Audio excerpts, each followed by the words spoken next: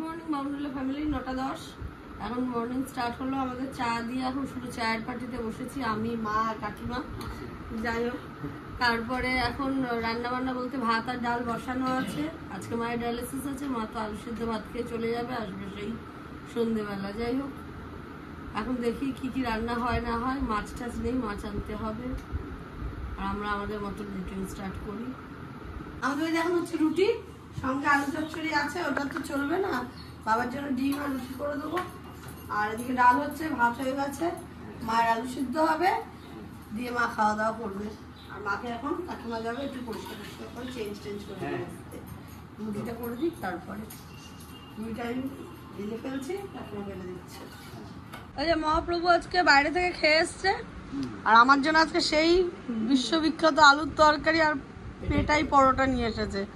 আমার মাকে একটা টেস্ট করিয়ে মা বললো যে যেদিনকে বাড়ি থাকবো সেদিনকে খাওয়াবি, এগুলো বাড়ি না থাকলে খাওয়া যায় না।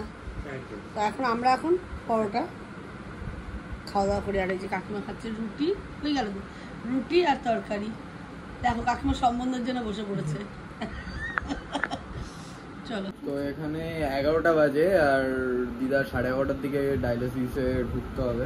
আর এখানে এই যে অন্নপূর্ণা খাচ্ছে, অন্নপূর্ণার দাসী খাইয়ে দিচ্ছে। আর ওইদিকে অন্নপূর্ণার স্বামী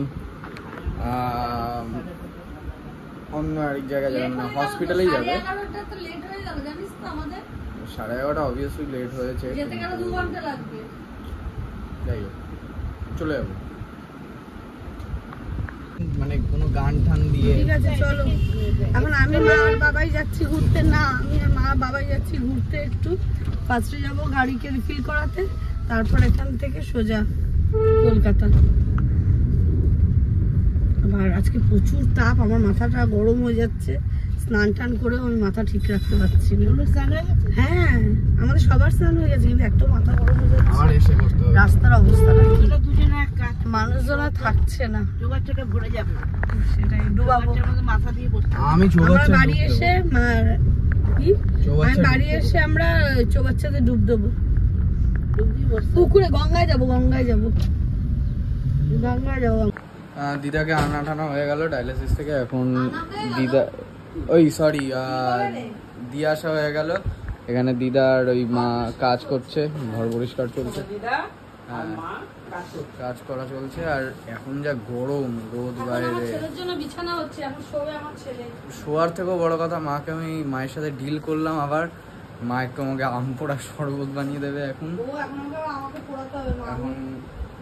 তো এখানে খেতে বসে গেছি। আজকে মেনুতে হচ্ছে হালকা পাতলা আলু মাখা, ওদিকে লাল শাক, আর এদিকে মনে হয় একটা আলুর তরকারি আছে, আর ডাল আছে, টকের ডাল। যা গরম পড়েছে হালকা খাওয়াই ঠিক আছে। না, তো এখন খেয়ে দিয়ে নিই, খেয়ে দিয়ে একটু রেস্ট করবো। রেস্ট করে বিকেলে দেখা হচ্ছে একবারে। তো টাইম হয়ে গেছে, এখন দিদাকে আনতে যাবো, মানে আগেই বেরোবো অবভিয়াসলি। তো এখন রাস্তার মোটামুটি পরিস্থিতি খুব একটাও ভালো নেই, জ্যাম আছে। আর এখন স্কুল টাইম, মানে ছুটি হচ্ছে, তো একটু ভিড় আছে। আর দ্বিতীয়ত কথা, ফর আ চেঞ্জ আজকে আমরা অল্টো নিয়ে যাচ্ছি। মায়ের প্রথমে ভাবছি i20 ছেড়ে অল্টোতে যাবো, মানে গাড়িটা নোংরা অবস্থা। এবার বুঝতে পারছেন যে দুটো গাড়ি দীঘা ঘুরে আসার পরে নোংরা হয়ে গেছে।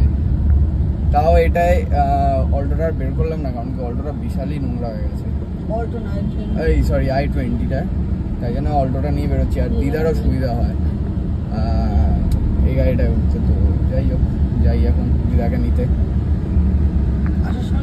চলো, আমাদের এখন এরকম ধরো কি জানো, আমাদের চপমুড়ির জায়গায় আরেকজন নতুন অতিথি আগমন। মায়ের দেখাশোনা অতিথি চলে এসছে, আগমন মানে একদম। আমি বললে শুনতে সবাইকে শুধু ঠেলা ঠেলা। যে মাও খাচ্ছে মুড়ি ঘুগনি, সঙ্গে আমাদের চপমুড়ির নতুন মেম্বার যোগ হয়েছে। আমরা আছি, সঙ্গে উনিও আছে। চপ মুড়ি দিয়েছে, আমরা খাচ্ছি, আড্ডা চলবে। এই পরিবারটা কেমন লাগলো একটু বলুন। ওরে বাবা একটু ইন্টারভিউ নিতে বসেছে।